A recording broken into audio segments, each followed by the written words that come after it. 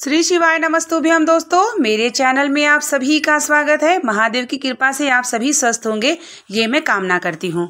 आज मैं आप सभी को जानकारी शेयर करूंगी कि जो भी लोग प्रदोष का व्रत या एकादशी का व्रत करते हैं तो भूल कर भी अगर आप गलती कर देते हैं तो आपका व्रत मान्य नहीं होता और आपको दोष भी लग जाता है। तो ये सभी के लिए जानकारी बहुत ही महत्वपूर्ण है, क्योंकि बहुत सारे लोग प्रदोष का व्रत और बहुत सारे लोग एकादशी का व्रत करते हैं। तो इस वीडियो को जरूर देखिएगा और इस वीडियो को शेयर भी करिएगा। अगर चैनल पे पहली बार आए हैं तो प्लीज चैनल को सब्सक्राइब भी करिएगा और कमेंट में हर हर महादेव का नारा जरूर लगाइएगा। तो अब हम आपको बताएंगे कि प्रदोष और एकादशी के जो भी हम भूल के गलतियां करते हैं वो गलतियां कौन कौन सी होती है और हमें नहीं करना चाहिए, जिससे हमारा व्रत जो है मान्य ना हो। तो सबसे पहले हम प्रदोष के व्रत के बारे में जानेंगे कि हमें प्रदोष का जब हम व्रत करते हैं तो हमें कौन कौन सी गलतियां नहीं करनी चाहिए। जब भी हम प्रदोष का व्रत करते हैं, भगवान शिव की आराधना के लिए करते हैं, भगवान शिव की कृपा प्राप्त करने के लिए करते हैं। लेकिन जब आप प्रदोष का व्रत करते हैं तो सबसे पहली गलती है कि आपको उस दिन बिल्वपत्र नहीं तोड़ना चाहिए। प्रदोष के दिन बिल्वपत्र तोड़ना वर्जित माना गया है, इसलिए अगर आपके पास पहले से है तो आप उसको चढ़ा सकते हैं, लेकिन उस दिन ना तोड़े, वरना आपका व्रत जो है मान्य नहीं होता है। दूसरा है कि प्रदोष के दिन भूल कर भी नमक का सेवन नहीं किया जाता। प्रदोष में कहीं भी वर्णन नहीं है कि आप नमक खाएं। आप सेंधा नमक भी या कोई व्रत वाला नमक भी नहीं खा सकते। आप मीठी चीज कोई खा सकते हैं, लेकिन आप उसमें नमक जो है पूर्णतः रूप से वर्जित माना गया है, इसलिए नमक का भोग जो है आप बिल्कुल मत करिएगा। तीसरा कि जब भी आप शिवलिंग में, अगर शिव मंदिर में प्रदोष की पूजा प्रदोष काल में करने जाते हैं तो तीसरा यह है कि जब भी आप भोग लगाएंगे तो आपको भोग शिवलिंग से नीचे रखना है और भोग पर एक बिल्वपत्र रखना है। साथ ही दिया जो जलाएंगे उसको भी शिवलिंग से नीचे रखना है, ऐसा नहीं कि आप ऊपर रख दीजिए शिवलिंग के। ये गलती भूल के भी आप मत करिएगा, इसलिए आपका व्रत जो है वो पूर्ण नहीं होता, सफल नहीं होता। तो आपको समझ में नहीं आता कि व्रत हमारा क्यों नहीं पूर्ण हो रहा है, और जाने अनजाने जो गलतियां आप लोग करते हैं वो भी गलती ना करें। चौथी है कि उस दिन प्रदोष की व्रत के दिन आपको शिव का गुणगान करना चाहिए, शिव भगवान का ध्यान करना चाहिए। उस दिन निंदा चुगली झूठ से जरूर बचना चाहिए। सबसे बड़ा व्रत है आपका इंद्रियों पे कंट्रोल करना। तो आप उस दिन, जिस दिन आप प्रदोष का व्रत करेंगे, उस दिन आप न किसी से निंदा न चुगली, किसी के बारे में कोई वर्णन नहीं करेंगे, सिर्फ आप शिव भक्ति की आराधना में लगे रहेंगे, तो वह व्रत आपका पूर्णतः मान्य होता है। अब हम जानते हैं एकादशी के व्रत में की जाने वाली भूल चूक की गलतियां। एकादशी में हम आपको बता दें कि जब भी आप व्रत करते हैं तो आप तो स्वयं चावल ग्रहण नहीं करते हैं क्योंकि आप व्रत करते हैं, लेकिन उस दिन चावल का स्पर्श चाहिए। कहा जाता है कि एकादशी के दिन सारे पाप जाके चावल में समा जाते हैं, और जब आप चावल स्पर्श करते हैं तो उसी जगह आपका पुण्य भी क्षीण हो जाता है, और साथ ही आप जो है एकादशी का व्रत करते हैं तो कोई मान्य नहीं होता।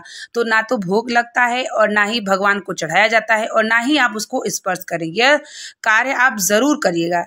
और तुलसी उस दिन बिल्कुल भी स्पर्श नहीं की जाती और ना ही तुलसी तोड़ी जाती है। अगर आपको तुलसी की जरूरत है तो आप पहले से रख लीजिए, लेकिन आपको उस दिन तुलसी नहीं तोड़ना है और ना ही तुलसी को स्पर्श करना है। दूर से आप पूजा कर सकते हैं, क्योंकि तुलसी माता भी एकादशी के व्रत का नियम करती हैं, विष्णु नारायण के लिए पूजा करती हैं। तो आप इस चीज का बिल्कुल ध्यान रखिएगा कि तुलसी को भूल भी जो है आप स्पर्श, और बहुत सारे लोगों को शायद जानकारी होगी लेकिन बहुत सारे लोगों को नहीं होगी, तो आप जरूर इस बात का ध्यान रखिएगा।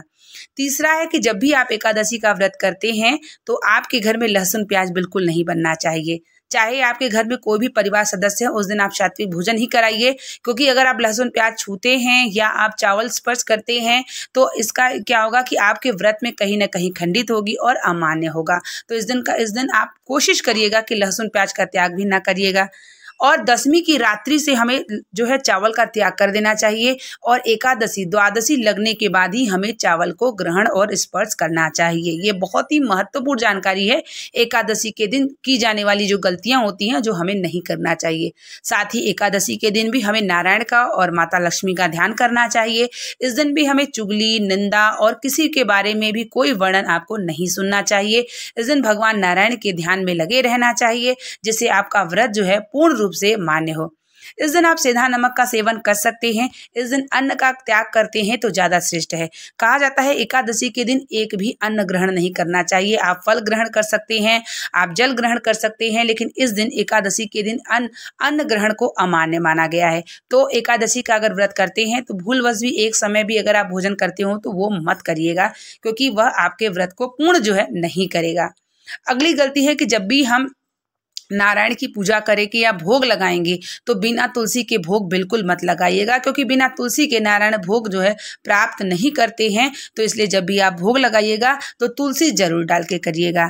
और इस दिन आपको गौ माता की सेवा, गौ माता का ध्यान जरूर करना चाहिए, क्योंकि नारायण जो है सारे देवी देवताओं के साथ तीर्थ करने गौ माता पर गए थे। इसीलिए एकादशी के दिन कहा जाता है कि चना गुड़ या केले का भोग जो है गौ माता को जरूर कराना चाहिए, जिससे हमारी गौ माता भी प्रसन्न हो और हमारे नारायण भी प्रसन्न होते हैं। तो माता लक्ष्मी की कृपा जरूर से जरूर होती है। इस दिन हम सभी को तेल के दीपक नहीं जलाना, गाय के शुद्ध घी का दीपक जलाना चाहिए। और इस दिन आपको 1-2 दिन पहले से आपको ब्रह्मचर्य का पालन करना चाहिए। अगर आप ये सब गलतियां नहीं करते हैं तो आपका व्रत सफल होता है। अगर इनमें से कोई गलतियां अगर आप कहते हैं तो आपका व्रत सफल नहीं होता है और अमान्य होता है। एकादशी एक व्रत ऐसा होता है कि हम अपने मनुष्य तन की जो समस्त पाप होते हैं ना, उसे समाप्त करने के लिए इस व्रत को करते हैं। और अगर आप अपने पाप को समाप्त करना चाहते हैं, पुण्य को बनाना चाहते हैं, तो ये भूल की गलतियां ना करिएगा। और जिस दिन आप व्रत रहते हैं ये भी कोशिश करिएगा कि आपका कोई चरण स्पर्श ना करे। अगर आपका चरण स्पर्श करता है तो आपका पुण्य उसको प्राप्त हो जाता है जो आपका चरण स्पर्श करता है। तो उम्मीद करेंगे कि वीडियो आपके लिए जानकारी भरी होगी, और ये वीडियो पसंद आई तो इसे शेयर जरूर कर दीजिएगा। बने रहिए मेरे चैनल में, बहुत सारी जानकारी मैं आपको शेयर करती हूँ, और आप भी जानकारी प्राप्त करके महादेव की भक्ति करके अपने जीवन को सार्थक करिए, यही मैं प्रार्थना करती हूँ। मिलते हैं आप लोगों के लिए नेक्स्ट वीडियो और नेक्स्ट जानकारी को लेकर के। तब तक के लिए श्री शिवाय नमस्तुभ्यम। हर हर महादेव।